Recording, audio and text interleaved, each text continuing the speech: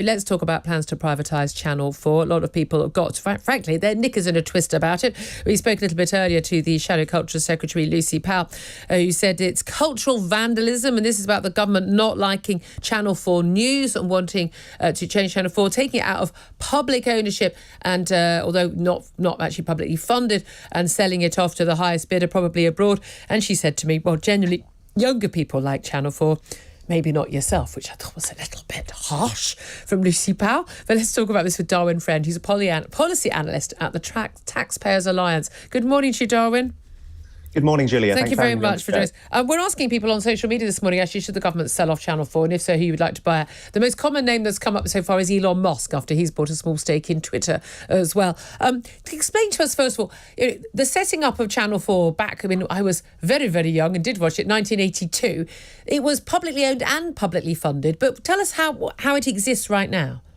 So its current existence is essentially it's publicly owned, but it's essentially commercially funded. So, for example, we see on Channel 4 all the time the ads that it's run, and that's the main way that it receives its funding is via commercial TV ads, which make up, I believe, about 91% of its funding in 2020. But I think the issue that we have with it, as it is technically taxpayer owned, is the fact that, for example, in 2020, it made a £74 million pre-tax surplus. But because of the remit that it currently has, it can't give that back to taxpayers in a way of a dividend, even despite them owning it.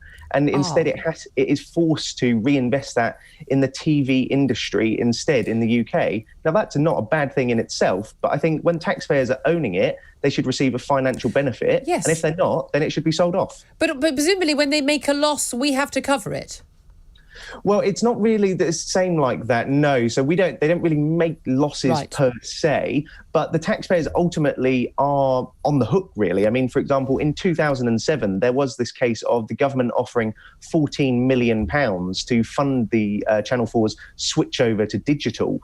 And so while that didn't happen at the time, I think what we need to remember is that even though it doesn't receive public funding, by the pure nature of it being publicly owned, there is the potential for taxpayers to be on the hook for this in the end, and that will end if it's privatised, which the government is committed to by the end of 2024.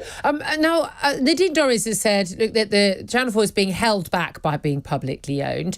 We know there is a very specific remit, isn't it? It's about sort of providing programming that other broadcasters wouldn't provide, and that's particularly for, it's for young people, it's for minorities. I have to say, pretty much, I would say that's what the BBC does, and ITV and Sky News. It's all about minorities. It's all about, that's all that TV is now. And if we want to do, TV for people who don't have their lives, catered for, I would say, I don't know, people over 50, married people over 50, probably the people who don't get catered for anymore. But so how can it be claimed that being publicly owned is holding it back?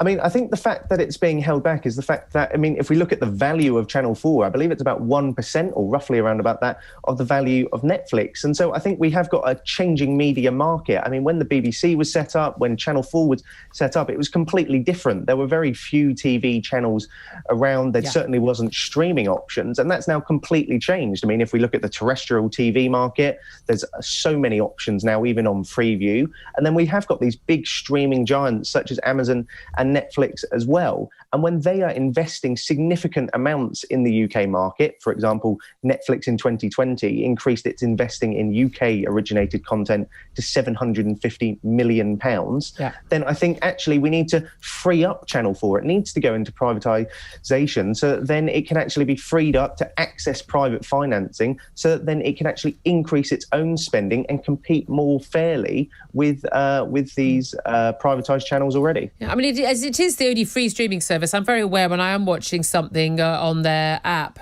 and you sort of sit through sort of 5 minutes of ads every 10 minutes. But I think, well, yeah, but, it's free. That's the deal. That's, I don't have ads on Netflix or the BBC. Or the BBC's mostly adverts for other BBC shows, isn't it? But you're paying for both of those. We are just getting to the point where people are willing to pay, aren't they, for what they want to see. And there is so much choice that people are able to just sort of, choose what they want to watch.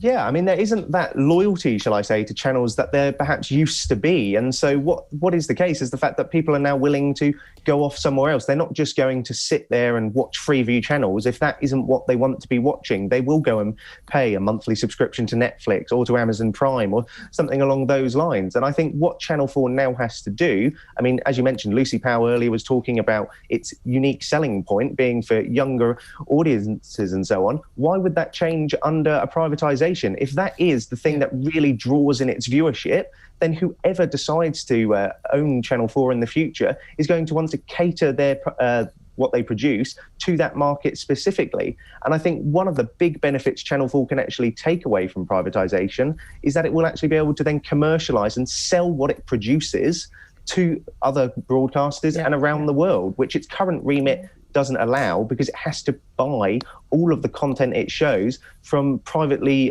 funded broadcasters. Yeah. Again, Channel 4, I'm thinking, they've done a lot of very interesting programmes. They were very sort of groundbreaking in years gone by. And again, as someone who was younger, that was Channel 4 was actually one of the channels I most watched. And then, frankly, it all just got a bit tedious. The comedy was no longer funny. It was just, oh, yes, don't we all hate Brexit? And isn't everyone racist? I mean, that was basically the joke on every single show.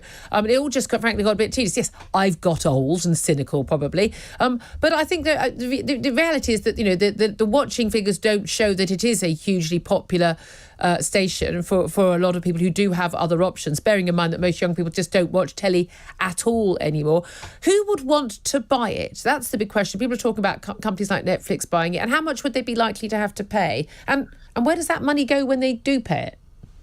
Yeah, so, I mean, one of the issues with privatising Channel 4, I mean, it has been looked at from governments from Thatcher to David Cameron, whether they be Conservative or Labour. They have looked at this. But I think one of the issues that there's constantly been is finding that single buyer to necessarily buy it. I mean, you have got the Netflixes, you've got the Discovery Channel, Amazon. There are all these potential buyers. I think even ITV has been touted as a potential buyer of it, but none of them have really staked their claim to wanting to buy the channel. And so I think what they now needs to happen is for them to actually come out and say if they want to buy it, or what the government could do instead is, for example, float it on the stock exchange, similar to previous privatisations. And what that would do is potentially negate some of the concerns about it being privatised, as it would have a broad shareholder base rather than being run just by a single media company in return. And in terms of the price that you could get for it, I mean, a 2016 parliamentary report said it would be about £1 billion.